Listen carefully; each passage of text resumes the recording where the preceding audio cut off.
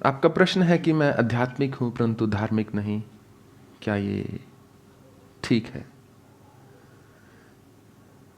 देखिए, ईश्वर को तो फर्क नहीं पड़ता कि कोई उनकी सत्ता को माने या ना माने।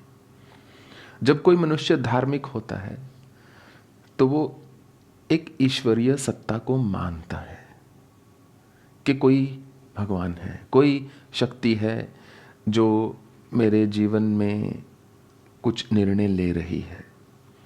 कोई शायद ऐसी शक्ति है जो वो सब चीज़ें जो मेरे काबू में नहीं हैं उनको काबू में रख रही है। ये धार्मिकता का मूल होता है कि कोई ऐसा है मुझसे बड़ा जिसको कि मैं समर्पित होना चाहता हूँ या होना चाहती हूँ, या जो मेरे मन में भक्ति की भावना को जागृत कर रहा है। अगर वो नहीं है तो धार्मिकता नहीं है। और आध्यात्मिकता है कि हो सकता है कोई ईश्वर ना हो या हो भी, जिसको एग्नोस्टिक बोलते हैं, कि आप कहते हो मुझे नहीं पता, हो भी सकता है नहीं भी हो सकता, मैंने देखा नहीं इसलिए कह नहीं सकता है, पर मैं इतना मानता हूं अभी तक नहीं दिखा, हो सकता हो। The absence of evidence is not the evidence of something's absence, you know. तो आध्यात्मिकता का मूल है कि शायद मैं बस एक सत्कर्म में विश्वास रखता हूं कि मुझे एक जिंदगी में ढंग से कार्य करने के लिए इस चीज की आवश्यकता नहीं है कि ईश्वर है या नहीं है। बस आध्यात्मिक हूं कि मैं मानव कल्याण में, स्वयं के परिवार में, विश्व के कल्याण में एक विश्वास रखता हूं। तो जिसका स्वभाव आध्यात्मिक हो वो कहीं ना कहीं अपने आप धार्मिक है।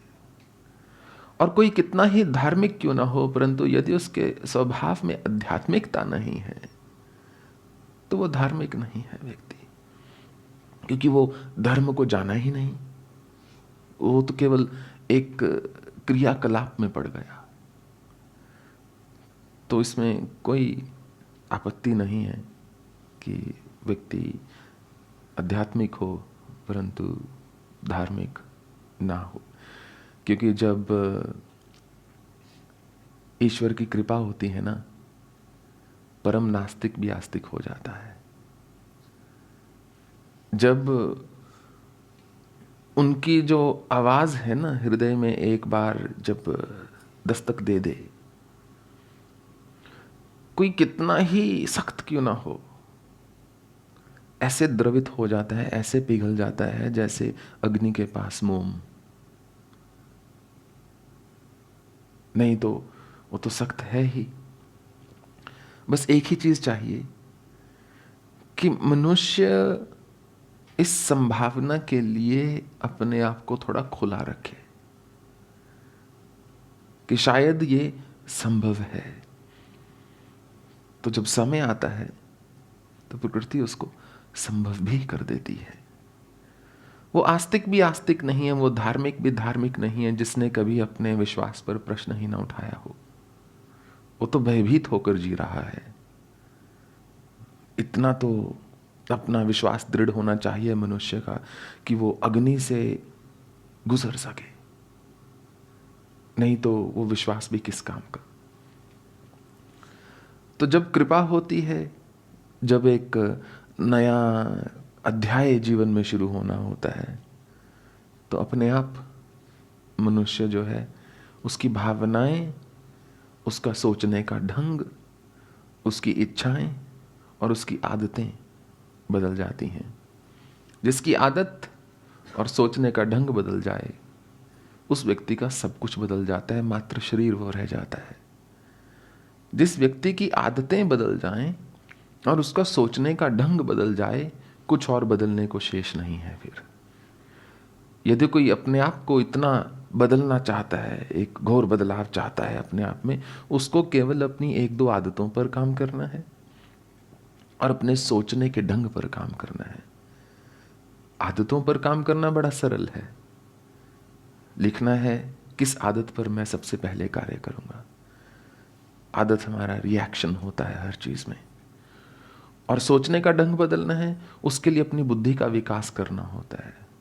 अपने आप को एक कहते हैं ना, स्किन को टैन करना है तो धूप में खड़े होना होगा। अगर अपने आप को उस धूप में एक्सपोज करेंगे तो अपने आप स्किन टैन हो जाएगी। तो ठीक उसी प्रकार यदि आप ऐसा जो हमारे शास्त्र हैं, जो भिन्न भिन्न धर्मों के, भिन्न भिन्न दार्शनिकों के, विचारकों के, यदि उनकी लिखी हुई चीज़ों का अध्ययन करेंगे तो आपको एक सोचने का नया ढंग प्राप्त होता है।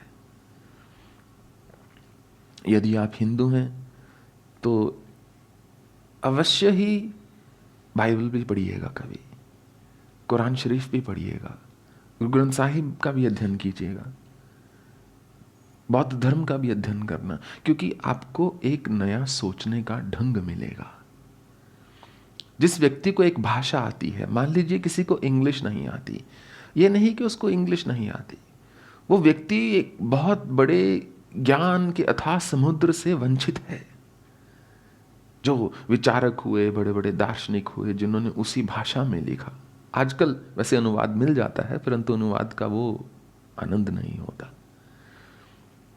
यदि किसी को फ्रेंच नहीं आती तो वो जितने भी फ्रेंच दार्शनिक हुए हैं, हम नहीं पता कि वो कैसे सोच रहे थे।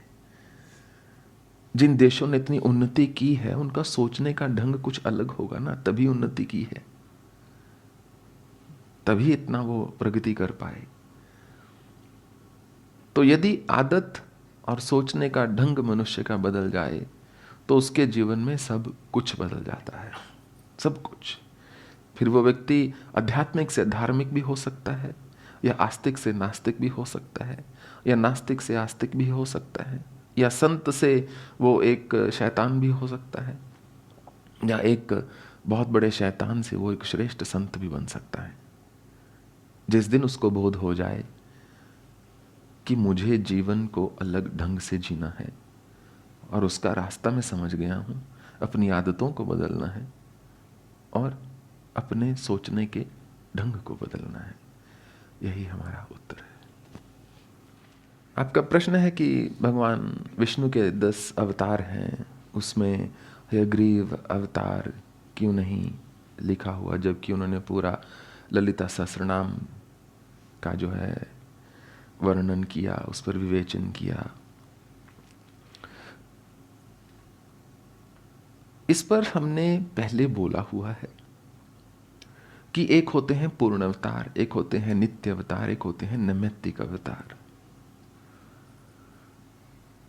तो जो भगवान के 24 अवतार हैं उसमें तो हयग्रीव भगवान भी आते हैं। तो 10 जो हैं मूल हैं, ये नहीं कि वो 10 बहुत ज्यादा इंपॉर्टेंट हो गए। अभी 10 तो संभल नहीं रहे मनुष्य से,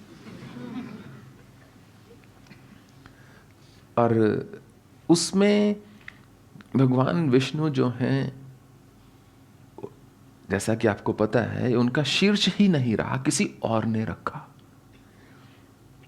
इसलिए ये नहीं कह सकते कि उन्होंने अपनी इच्छा से उस अवतार को लिया, इसलिए वो 10 अवतारों में नहीं आता। क्या आप हमारी बात को समझे? तो फिर आप बहुत विदुषी हैं, क्योंकि मैं तो नहीं समझा।